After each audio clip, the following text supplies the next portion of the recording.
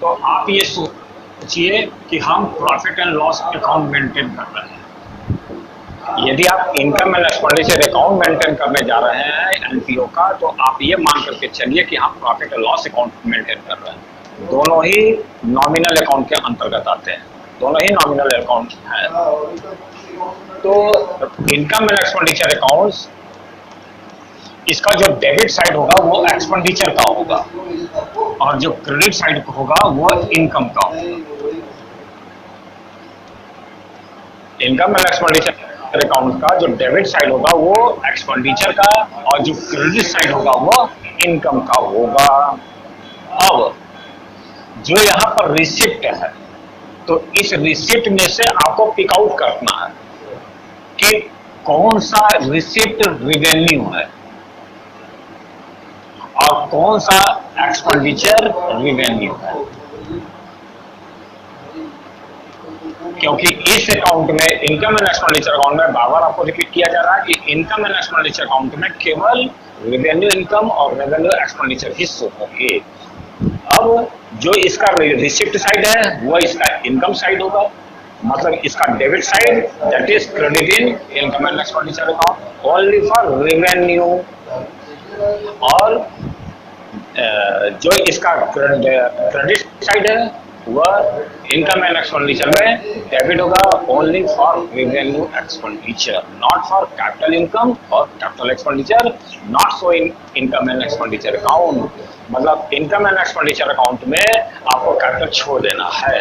अब बात यह है कि हम कैपिटल इनकम किसको कहते हैं, कैपिटल एक्सपेंडिचर किसको कहते हैं, रेवेन्यू इनकम किसको कहते हैं, रेवेन्यू एक्सपेंडिचर कहते हैं। तो अब आपको बताते हैं एक छोटा सा ट्रिक कि कैपिटल इनकम जो लॉन्ग टाइम में, लॉन्ग ईयर्स में एक बार होगी, हर अकाउंटिंग एंड में वो नहीं होती है। जो लॉन्ग पीरियड में सिर्फ एक बार होगा ट्रांजैक्शंस, वह कैपिटल। वह ट्रांजैक्शन जो लॉन्ग टाइम्स में सिर्फ वन टाइम्स होंगे, एक वही बार होंगे, तो उनको हम लोग कैपिटल इनकम या कैपिटल एक्सपेंडिचर कहते हैं। जो इनकम या एक्सपेंडिचर अकाउंटिंग पीरियड्स में बार बार होते रहते हैं, हर अकाउंटिंग पीरियड में होंगे ही होंगे, उसको हम लोग रेवेन्यू एक्सपेंडिचर कहते हैं या रेवेन्यू इनकम। एग्जांपल देखिए कि रिसिप्ट अकाउंट में सब कुछ होता है। अब जैसे हम लोगों ने मशीन परचेज किया या बुक्स परचेज करी या यूटेंसिल या फर्नीचर,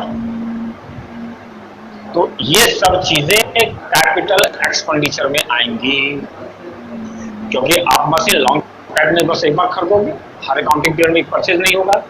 बुक्स हर अकाउंटिंग पीरियड में परचेज नहीं होगी। यूटेंसिल मतलब बर्तन, फर्नीचर, ये सब एक बार ही परचेज किए जाते हैं, खरीदे जाते हैं, इसलिए यह कैपिटल एक्सपेंडिचर होंगे। अब कैपिटल इनकम किसको कहा जाता है? जैसे मान लीजिए हमने अभी आपको बताया जाएगा लाइफ मेंबर फीस है, लाइफ मेंबर फी, तो यह आपकी कैपिटल इनकम है जो एक बार ही मिलेगा। तो ऐसे इनकम जो सिर्फ एक बार होगी, ऐसे एक्सपेंडिचर जो सिर्फ एक बार होंगे वो कैपिटल, और जो चीज बार बार होती रहती है वो होती है रेवेन्यू। तो इसका जो डेबिट साइड होगा वह इनकम एंड एक्सपेंडिचर में क्रेडिट होगा, लेकिन ऑल इनकम नहीं, केवल रेवेन्यू इनकम। इसका जो क्रेडिट साइड होगा वो इसके डेबिट साइड में होगा, लेकिन सिर्फ रेवेन्यू। अब आपको बता दिया गया कि रेवेन्यू क्या है और एक्सपेंडिचर क्या है। अभी आपको बस देखिए इनकम एंड एक्सपेंडिचर में अकाउंट में पहले रेवेन्यू इनकम और रेवेन्यू एक्सपेंडिचर को छांटना, पिक आउट करना बहुत जरूरी है, वो समझना जरूरी है। तो देखिए पेज नंबर 1.10, मतलब 1.10 पर पेज नंबर पर देखिए इनकम के रिसोर्सेज आपको बताया गया होगा, लिखा होगा some important item relating to non profit seeking organisation. पहला पॉइंट आया है, ये चीज बहुत कंपल्सरी है इनकम एंड एक्सपेंडिचर अकाउंट को पढ़ने के लिए और जानने के लिए। पहला है सब्सक्रिप्शन।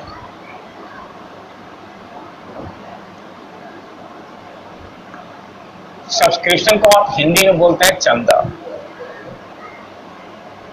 अब देखिए, कल भी आपको बताया गया कि हम लोग चैप्टर पढ़ा है एनपीओ, मतलब not for profit organisation. This type of, अभी बताया गया है कि this type of organisation not to establish to motive income, not to motive earn profits. That institutions are established in total social welfare. That's organization not to be purchased any item, not to sell any item to the as like a consumers. तो जब ये not NPO है, not for profit organisation है, तो ये income के resources क्या होंगे कि वो सोशल वेलफेयर करें, कोई अपनी इनकम से सोशल वेलफेयर। इनकम कैसे कलेक्ट करते हैं या इनके इनकम के क्या क्या रिसोर्सेज हैं। नंबर वन है क्या, सब्सक्रिप्शन। सब्सक्रिप्शन को हिंदी में बोलते हैं चंदा। तो ये ऐसे जो एनपीओ होते हैं वह पब्लिकली सबसे सब्सक्रिप्शन चंदा मांगते हैं, छोटी छोटी धनराशि को कलेक्ट करते हैं और सोशल वेलफेयर में काम करते हैं। तो सब्सक्रिप्शन रिवेन्यू इनकम है। सब्सक्रिप्शन क्या है, रिवेन्यू इनकम। यह रिवेन्यू इनकम है, इसलिए यह एनपीओ में, अरे इनकम एंड एक्सपेंडिचर अकाउंट में क्रेडिट साइड में शो होगी।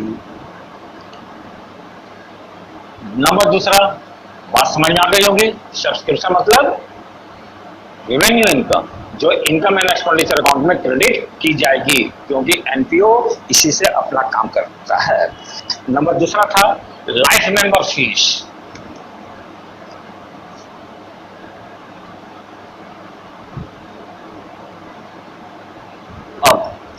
लाइफ मेंबर फीस, इसको भी आप चंदा ही समझ सकते हैं। मतलब ऐसी फी जो लाइफ टाइम में बस एक बार देगा, फिर वह नहीं देगा। मतलब बस एक टाइम लगा दिया, वर्ड्स लगा हुआ लाइफ मेंबर।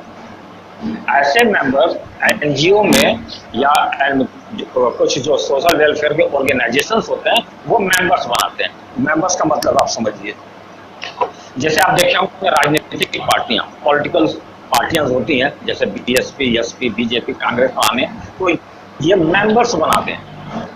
बहुत सारे इनके मेंबर्स होते हैं और ये मेंबर से क्या लेते हैं, सब्सक्रिप्शन लेते हैं, लाइफ मेंबर फीस लेते हैं। सब्सक्रिप्शन क्या है कि आपको, आप किसी पॉलिटिकल पार्टीज के या किसी सोशल वेलफेयर के या किसी एनजीओ के मेंबर्स हैं, तो आप किस टाइप के मेंबर्स हैं। तो ऐसे मेंबर्स जो बार बार चंदा देंगे, सब्सक्रिप्शन देंगे, वो रेवेन्यू।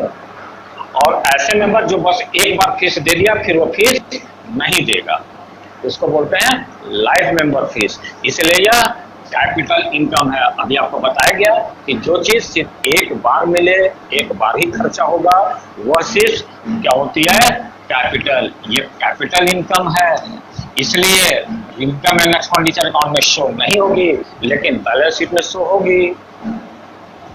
लाइफ मेंबर फीस क्या है, क्योंकि वो मेंबर्स लाइफ टाइम में बस एक बार फीस देगा फिर नहीं देगा। और इनकम एंड एक्सपेंडिचर अकाउंट की डेफिनेशन क्या है कि ऐसी income which are recurring income, that is revenue. So that revenue income, recurring income credit in income and expenditure accounts, that incomes to be received for one times only, capital income, not show in income and expenditure account, but always show in the balance sheet, liability side. अब अगर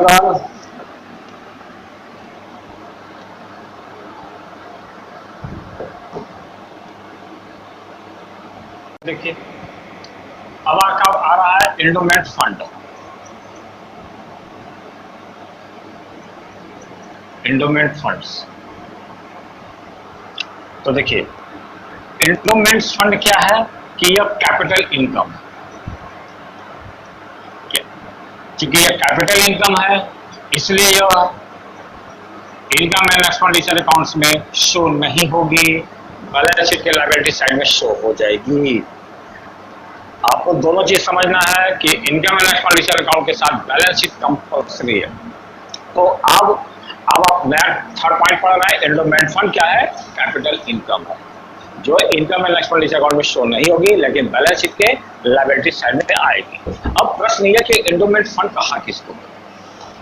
तो जो NPO होते हैं, not for profit organisations होते हैं, वो funds या रिजर्व अपने ईयरली इनकम से वह किसी कैजुअल या बड़े एक्सपेंडिचर के लिए रकम अमाउंट्स बचा करके रखते हैं, तो उसको उसी आइटम में एक्सपेंस भी करें। इसको बोला जाता है एंडोमेंट फंड। और मतलब कि not for profit organisations which incomes are earning in accounting period, some portions are reserved for casualties, for expenses. These amounts known as endowment fund. मतलब ये कि प्रॉफिट का वह पोर्शन, इनकम का वह पोर्शन जो हमने किसी बड़े एक्सपेंडिचर्स के लिए, किसी बड़े उसके ओकेशंस के लिए बचा करके रखा होगा, उसको हम लोग बोलते हैं एंडोमेंट फंड। कैपिटल इनकम है। एग्जांपल देखिए, जैसे मान लीजिए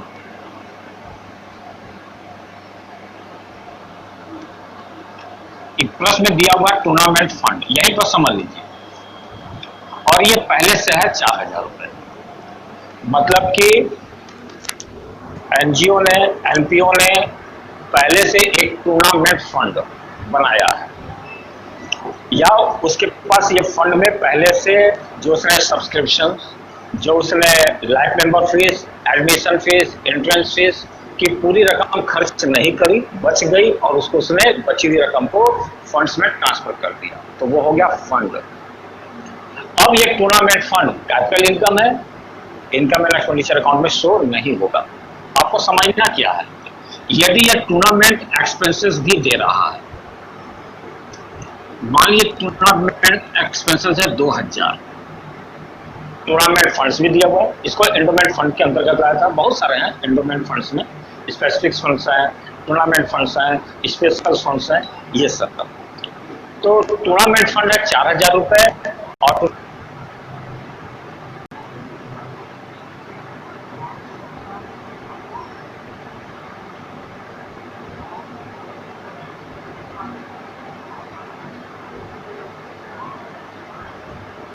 भेजना, सौरभ को भेजो, बैलेंस शीट के लायबिलिटी साइड में शो कर दीजिए। अब यदि टूर्नामेंट फंड 4000 और टूर्नामेंट एक्सपेंसेस 12000 रुपए है, तो मतलब फंड से ज्यादा एक्सपेंडिचर हुआ है और 8000 रुपए हुआ है, तो आप इसको इनकम एंड एक्सपेंडिचर के अकाउंट के डेबिट साइड में शो कर देंगे।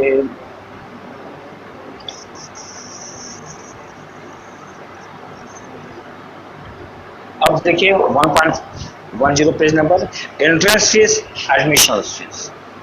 अब आगे आप क्या क्या, चाहे आपको इसको एंट्रेंस या एडमिशन,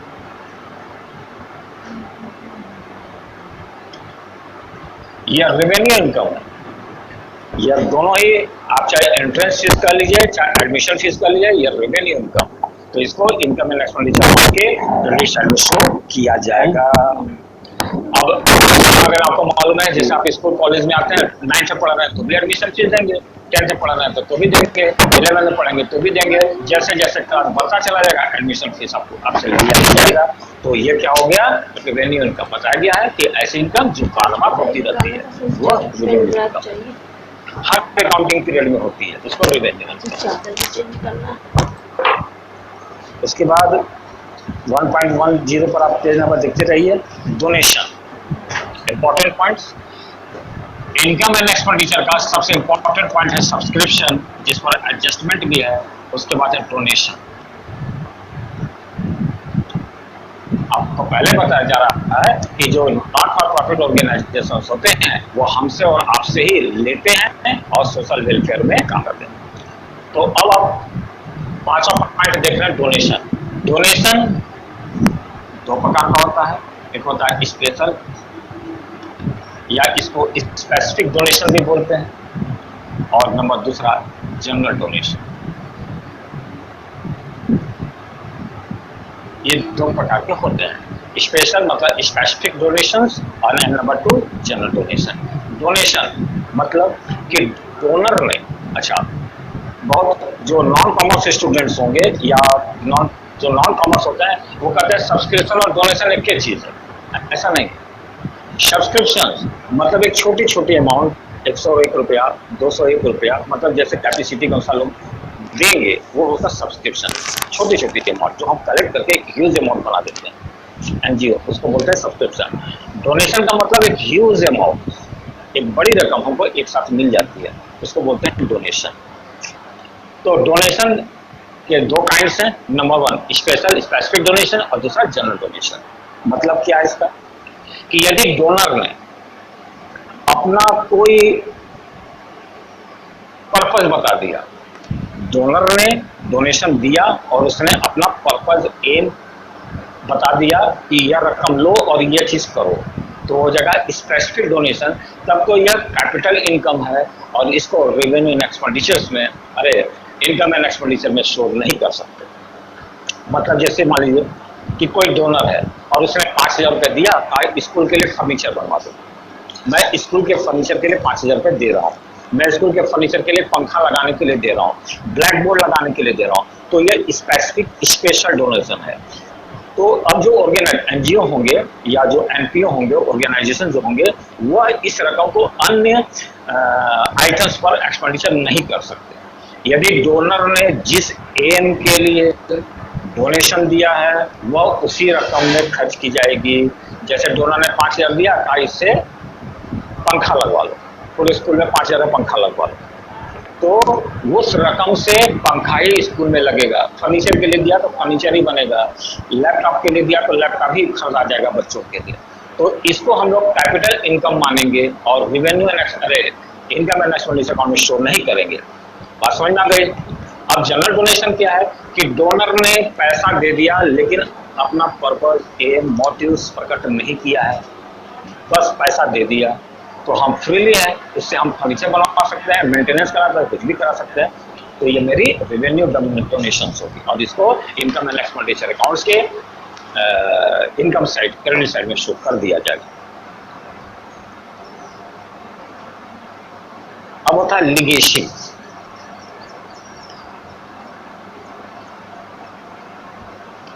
लिगेसी को हिंदी में बोलते हैं वसीयत।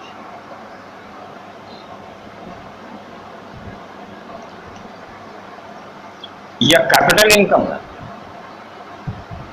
लिगेसी मतलब होता है वसीयत से प्राप्त राशियां, इसको हम लोग बोलते हैं लिगेसी इंग्लिश में, और ये कैपिटल इनकम है, रेवेन्यू एक्सपेंडिचर में नहीं जाएगा, बैलेंस शीट के लायबिलिटी साइड में जाएगा। अब वसीयत मतलब क्या, यहाँ इससे रिलेटेड है। जैसे मान लीजिए कि आपके दादाजी हैं और उन्होंने अपनी पूरी प्रॉपर्टी किसी विल पेपर पर लिखकर, किसी के दादाजी थे, हमारे आपके भी हो सकते हैं यदि हम लोग, तो जो ग्रैंडफादर्स हैं या मेरे पिताजी हैं, कोई भी डोनर है, उसने अपनी पूरी प्रॉपर्टी व्हील पेपर पर, वसीयत व्हील पेपर पर लिखा और लिखा कि यह पूरी मेरी प्रॉपर्टी, पूरी मेरी 25-30 लाख रुपए केसीसी किड्स केयर सेंटर को डोनेट कर दी जाए, तो इसको बोला जाएगा लिगेसी, वसीयत से प्राप्त। तो यह वह प्रॉपर्टी, वह पूरी रकम केसीसी जाएगी, तो यह रकम कैपिटल इनकम है, लिखी नहीं जाएगी, एक बार ही मिलेगी, तो इसलिए इसको हम लोग लिगेसी करते हैं।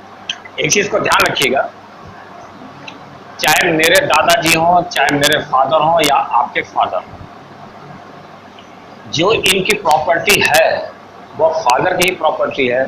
पिता की संपत्ति पुत्र की संपत्ति नहीं हो सकती, और न ही पुत्र पिता की संपत्ति में हिस्सा मांगने के लिए हकदार है। ऐसा नहीं, पिता की संपत्ति होती है, पुत्र का यह राइट नहीं है वो पिता से वो उनकी संपत्ति में हिस्से की मांग करे। यह पिता की काइंडनेस है, यह पिता की वो है कि वो अपनी प्रॉपर्टी को पुत्रों में देता है। मतलब फादर फ्री हैं कि वो अपनी संपत्ति को, अपनी प्रॉपर्टी को पुत्रों को देंगे या किसी डोनर को डोनेट कर देंगे। तो लीगेसी भी आप देखिए। उसके बाद है सेल्स ऑफ ओल्ड असेट्स।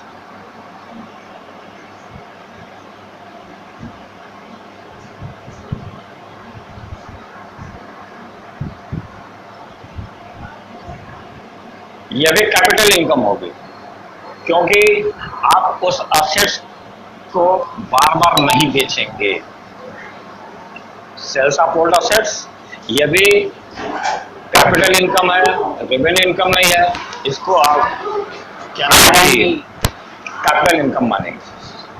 मतलब जैसे आपने फर्नीचर बेच दिया, बुक्स बेच दिए, मशीन बेच दी, बिल्डिंग बेच दी, तो ये एक बार ही बिकेगी, क्योंकि वो एक बार ही खरीदी गई थी लॉन्ग टाइम, तो एक बार बिकेगी भी। तो इसलिए sales of old assets, like example furniture बेच दिया, बुक्स बेच दिया, यूटेंसिल्स बेच दिए, तो ये सब कैपिटल इनकम होगी, रेवेन्यू इनकम नहीं होगी। पहली चीज। अब मान लीजिए sales of old furniture,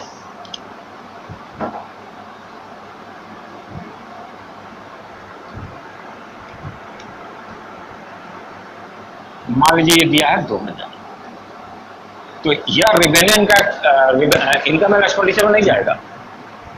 sales of old furniture capital income है, इसलिए इनकम एंड एक्सपेंडिचर अकाउंट में नहीं जाएगा, ये कन्फर्म है।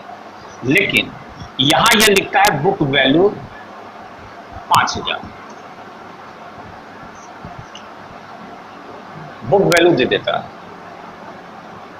जब बुक वैल्यू दिया हुआ है तो आप कंपेयर करेंगे कि 5000 के फर्नीचर को हमने 2000 में बेच दिया, तो 3000 रुपए का हमको लॉस हुआ। जब बुक वैल्यू दिया होगा तो हम कंपेयर करेंगे कि जिस असेट्स को हम बेचे हैं उससे हमको प्रॉफिट हुआ या लॉस हुआ। यदि लॉस हो रहा है तो आप इसको डेबिट साइड में लाएंगे, और यदि आपको प्रॉफिट हुआ, if you earn for the sales of furnitures profits, so credit in income and expenditure account, if loss debit in income and expenditure account। जैसे बुक वैल्यू 5000 और सेल्स वैल्यू 12000, ये कभी नहीं जाएगा, 12000 नहीं जाएगा। लेकिन 5000 की फर्नीचर को 12000 में बेचा गया तो 7000 रुपए का हमको प्रॉफिट हुआ, वो इनकम एंड एक्सपेंडिचर अकाउंट में क्रेडिट हो जाएगा।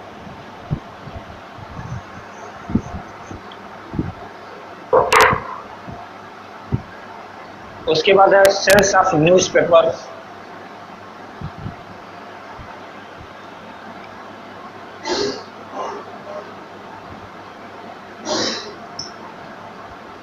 अब यहां पर देखिए, sales of newspaper revenue income.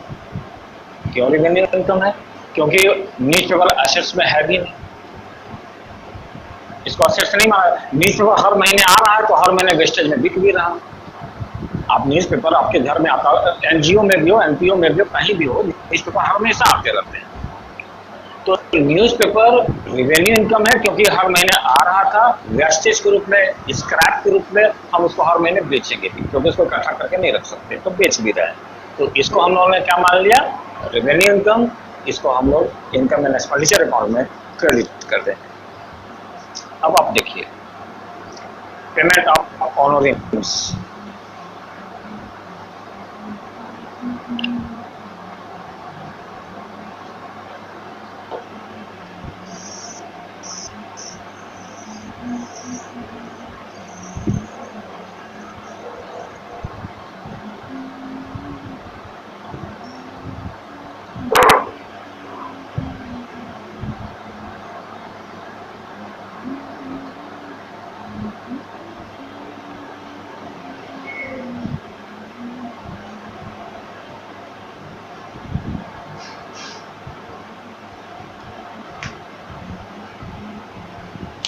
ये लगा हुआ पेमेंट, तो ये रेवेन्यू इनकम, रेवेन्यू एक्सपेंडिचर होगा।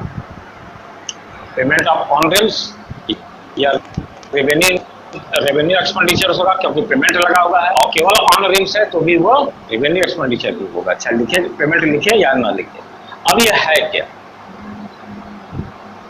तो देखिए ऑन रिम्स क्या है वो देखिए। कोई भी एनजीओ होंगे तो वो किसी सेलिब्रिटीज को, बड़े आदमियों को अपने यहाँ एज ए चीफ गेस्ट मंगाते हैं, बुलाते हैं। तो उन चीफ गेस्टों को बुलाने में जो मेरा एक्सपेंडिचर होगा या हम उनको एज ए गिफ्ट कुछ रकम अमाउंट्स देते हैं, उसको हम लोग बोलते हैं पेमेंट ऑफ ऑनरेंस। कभी कभी स्कूलों कॉलेजेस में, यूनिवर्सिटीज में बड़े बड़े लोगों को एज ए लेक्चरर्स बुलाया जाता है। जैसे आप जनरली आप देखेंगे जो एलएलबी कॉलेज होते हैं, तो उन एलएलबी कॉलेजेस में जो बहुत सुप्रीम कोर्ट और हाई कोर्ट्स के वकील होते हैं, जैसे राम जेठमलानी शायद अब दुनिया में नहीं रहे, अरुण जेटली अब दुनिया में नहीं रहे, और सुब्रमण्यम स्वामी दुनिया में है अभी। तो इन लोगों को एलएलबी कॉलेजेस में लेक्चरर्स के लिए बुलाया जाता है, मोटिवेशंस करने के लिए भी बुलाया जाता है। तो इनको बुलाने में और इनके लेक्चर्स की फीस दी जाती है, तो वो क्या हो गया, पेमेंट ऑफ ऑनरेंस। जैसे सुब्रमण्यम स्वामी को किड्स केयर सेंटर में एज ए लेक्चर्स बुलाया गया, बच्चों को मोटिवेशंस करने के लिए बुलाया गया, तो वह अपनी मोटिवेशंस जो देंगे, जो अपनी लेक्चर्स देंगे, वो उसकी फीस चार्ज करते हैं। तो जो वो फीस चार्ज करते हैं उसी को हम लोग बोलते हैं पेमेंट ऑफ ऑनरेंस, और यह एक्सपेंडिचर्स है, इनकम एंड एक्सपेंडिचर अकाउंट में यह शो होगी। तो आज आपको जो बताया गया है वो सिर्फ बताया गया है कि इनकम के एनजीओ के क्या क्या रिसोर्सेज हैं। उन रिसोर्सेज, इतने ही रिसोर्सेज हैं किताबें जो दिए गए हैं, लगभग हम 8-9 पॉइंट आपको दिया होगा। तो इतना कॉन्सेप्ट क्लियर करिए, कोई डाउट होगा तो पूछिए। जब आप यह छांटना, पिक आउट करना समझ जाएंगे कि यह कैपिटल इनकम है, ये रेवेन्यू इनकम है, तो एनपीए चैप्टर में कोई दम नहीं, बहुत ही आसान चैप्टर है। बस आपको या 8-9 पॉइंट जो भी हों जो पढ़ाए गए हैं आज, वो इसका कॉन्सेप्ट क्लियर होना चाहिए कि इसको हम लोग रेवेन्यू ही मानेंगे। अब आप देखिए, जैसे क्वेश्चन से दिया, subscription revenue income, life member fee capital income, admission fee, entrance fee revenue income, sales of newspaper revenue income, sales of assets capital income, endowment funds, यह हमेशा फंड्स रिजर्व हमेशा कैपिटल्स होता है, इसको आप छोड़ दीजिए। और क्या नाम है कि पेमेंट ऑफ ऑनरेंस, ये क्या हो गया, रेवेन्यू एक्सपेंडिचर। तो इस चीज को याद रखिए।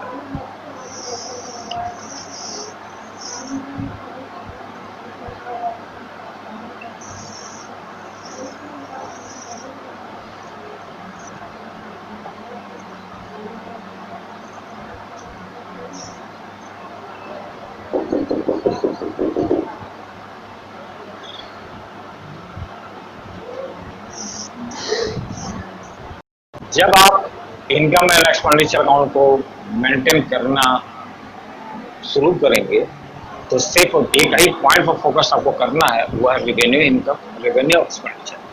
अब उसके साथ साथ एडजस्टमेंट,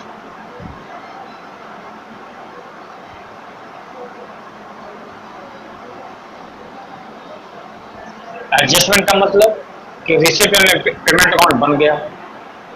एडजस्टमेंट का मतलब देखिए, जो 11th में भी आप पढ़े होंगे, ट्रायल बैलेंस में के नीचे इंफॉर्मेशन दिया रहता था। और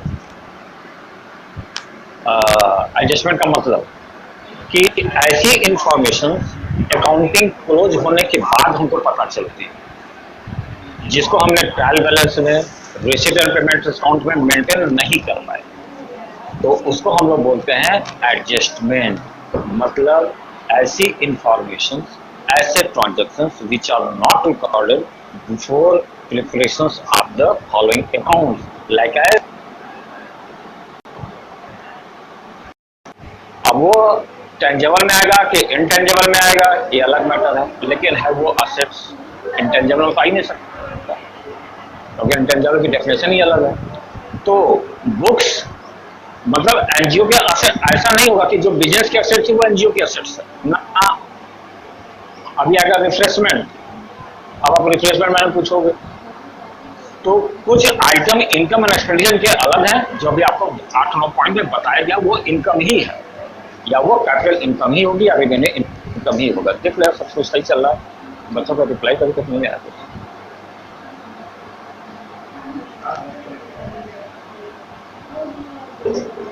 देखो देखो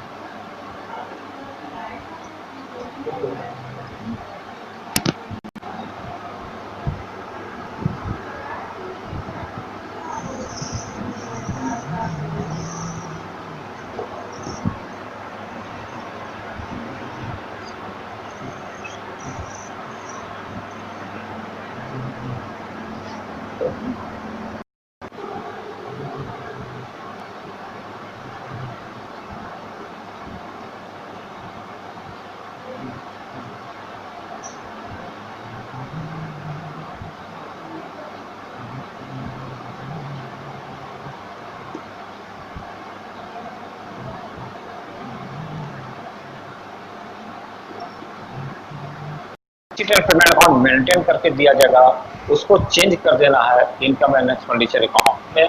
इनकम के रिसोर्सेज बता दिए गए। अब आप देखिए कि डिजिटल पेमेंट अकाउंट से हम बनाने जा रहे हैं इनकम एंड एक्सपेंडिचर अकाउंट्स। तो कौन सी इनकम होगी जो हम लोग इनकम एंड एक्सपेंडिचर अकाउंट में क्रेडिट करेंगे, और कौन सी रेवेन्यू एक्सपेंडिचर होगा कि जो हम इनकम एंड एक्सपेंडिचर अकाउंट में डेबिट करेंगे।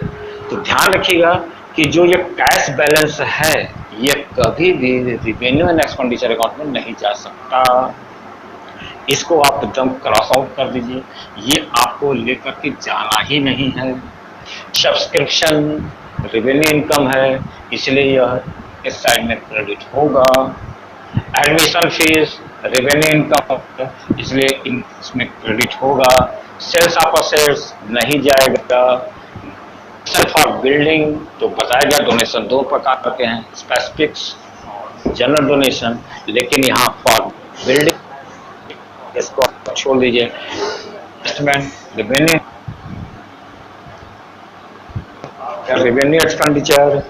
एक्सपेंडिचर इसलिए सैलरी वेजेस भी जाएगा। फर्नीचर नहीं जाएगा, कैपिटल इन्वेस्टमेंट नहीं जाएगा, कैपिटल पोस्टेज जाएगा, स्टेशनरी जाएगा, और कैश बैलेंस नहीं जाएगा।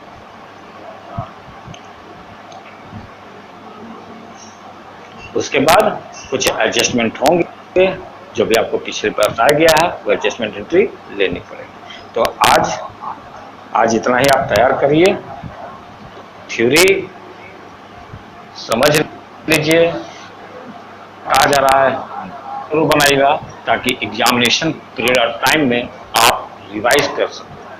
ध्यान रखिएगा कि सीबीएसई बोर्ड में जब आप एग्जामिनेशन में बैठेंगे तो यदि अब तक जैसे पेपर हो रहे थे तो कोई भी पेपर्स खासकर अकाउंट्स, इकोनॉमिक्स, बीएसटी उसके मार्क्स और प्रोजेक्ट रिपोर्ट्स पर अभी तक का मतलब पिछले सेशन का ये फॉर्मेट था। शायद ये 30 नंबर्स का हो जाएगा, ये 70 मार्क्स का हो जाएगा।